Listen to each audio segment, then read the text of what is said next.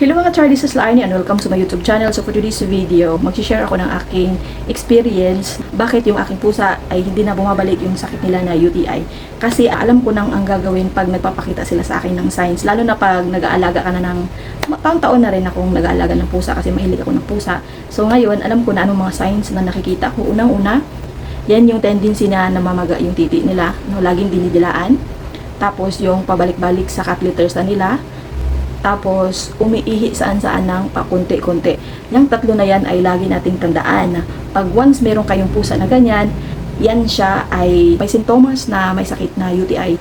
Tapos, syempre, hindi natin nahahalata yan kasi akala natin normal lang yan. Doon na lang natin siya mapapansin pag umiihi sila na may kasama ng dugo. So, doon na tayo kinakabahan. So, pag once ganyan na yung nakikita ko at napapansin ko sa aking pusa, ang unang-unang ginagawa ko is nilalagyan ko agad ng cone. Ang purpose ng cone is para hindi lalong mamaga yung titi nila at hindi nila dinidilaan yung titi nila. I mean, hindi nila madilaan yung titi nila kasi yung dila ng ating pusa is maraming matutulis, tapos yung ari ng ating pusa is maliit lang, tapos madaling mamaga. Doon na siya mag-i-start. So, pag once papansin na natin yon, lagyan na natin ng cone. Pagkatapos, painumin na agad natin ng antibiotic. So, ito yung pinapainom ko na antibiotic. Pag pusa ang pinapainom, painumin to sa isang araw kalahati lang. Kung anong oras mo pinainom, yun din kinabukasan. 1 week to siya painumin, ano? So, kung sa aso naman, buo to siya na painumin sa aso nyo. Once a day lang din. Pagkatapos niyan, after half an hour, painumin nyo agad ng DS. Dalawa kasi ang Nephrotek. Merong Nephrotek, tapos meron ding Nephrotek DS. So, ang bibilhin nyo is Nephrotek DS. Ang kulay nito is dilaw. So, lagi nyo tandaan yan kasi yung Nephrotek na isa is magkamukha lang sila. Ang diferensya lang is walang DS. So, ang bibilhin natin is yung may DS. Tapos, ganito yung itsura niya, kulay dilaw, no? Painumin natin to pagkatapos ng antibiotic, half an hour. Ganon din ang pagpainom, kinabukasan, kung anong oras mo siya pinainom, ganon din. So, pagkatapos niyan, hayaan na natin sila. Yan yung pinapainom sa umaga. Hayaan nyo lang sila maglakad-lakad na may nakakone. Tanggalin nyo lang ito pag kumakain sila o nauuhaw, tapos ibalik nyo agad upang hindi matdilaan yung ari nila. Pagkatapos, hayaan nyo lang sila na kumain sa gusto nila at huwag nyong pwerasahin na painumin, lalo na pag tubig kasi alam nila yung nararamdaman nila. Tapos, baka hirap na sila umihi. So, hayaan natin silang kusa sila na uminom ng tubig. So, itong tatlo na to is ang laking tulong nito, no?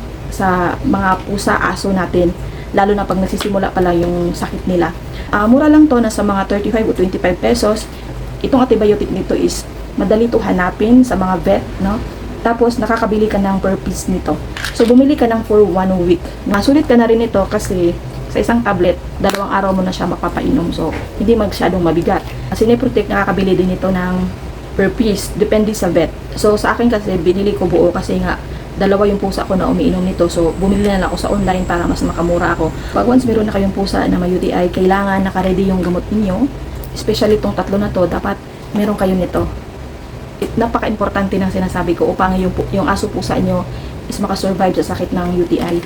Nakalimutan ko pala, painumin to ng hanggang 3 weeks. Tapos ito, 1 linggo mahigit. Papansin mo yan pag hindi na nila dinidilaan yung ari nila, tanggalin mo na. Pag meron ka pang ekstrang pera, isama mo to sa medicine nila. Ito naman pinapainom sa gabi. Ito si Metayobet, ang painom nito is buo. Hanggang 3 weeks ang painom mo nito. Kung may extra kang pera, napaka-importante din ito. Napaka-importante din ito ni Cystocure. Itong limang na to is gamutan na to sa nakakatiter na talaga. Tapos ito, malaki to siya. Hatiin mo to siya sa 4 kung pusa. Kung aso naman, half lang ito. No? Painom ka ng alas 8, painom mo to ng alas 9 sa gabi. Kung may extra kang pera, pwede mo tong isama. Pero pag alanganin ka sa pera, ang masasabi ko sa inyo is okay na tong tatlong to. Napaka-importante ng tatlong ito. Pagkatapos nyo painumin yan, huwag nyo kalimutan na yung pagkain nila is palitan nyo na. Kung wala kang perang pangbili ng cat food, kung kaya mo lang bilhin is yung mumurahin lang, please lang, wag mo nang pakainin yan kasi lalong lalala yung sitwasyon.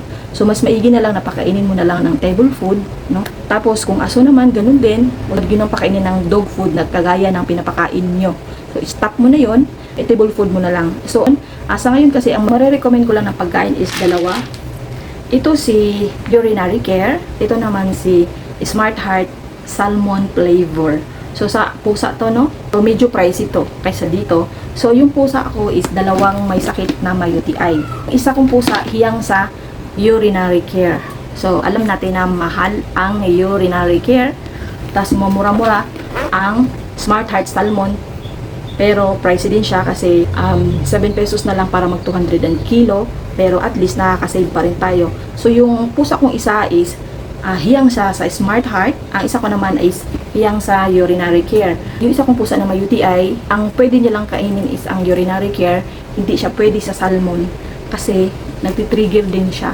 Ang sakit na UTI sa pagkain is nakadepende, no? Nakadepende sa pusa kung saan sila hiyang. Urinary care na RC ha, Royal Canin. Ang ibig kong sabihin na urinary care. Itong dalawa ang pwede kong mai-recommend sa inyo na pwede nyong ipakain. Kung sa aso naman, hindi ko alam kung anong pwede niyang kainin. Ang marirecommend ko lang isa pang pusa kasi ang inalagaan ko is pusa. So kung sa dog food naman, dapat piliin natin kung saan sila hiyang. Nagawa ko kasi, pag once may nagsabi sa akin na pakainin mo nito, ganito, ganyan, tinatry ko muna siya kung magre-react ba. Ito ipakain mo sa kanya kasi okay yan. Hindi agad-agad ako naniniwala dyan kasi nga, nakadepende sa katawan nila. Tapos, may pinapakain akong bago, talagang binabantayan ko kung nagre-react sila. Pag once mag-react sila, stop ko na yon. Ang ibig ko sabihin, yung mga symptoms na sinabi ko, yun yung mga symptoms na makikita mo at mapapansin mo. So, stop mo na yun agad para hindi na lumala yung sakit ng ating pusa. Kung sa pet food naman, pwede nyo naman silang pakainin ng treats. No? Kahit haluan mo lang ng kanin, ganun. So, sa akin naman, napapakain ako ng treats sa kanila. Pero yung treats na wet food, pero antabay din sa kanila kung magre-react sila, no? So, yun lang. Sana naintindihan nyo itong video at sa mga susunod ko pang video. So, this is Laarni and don't forget to like and hit that bell and comment down below.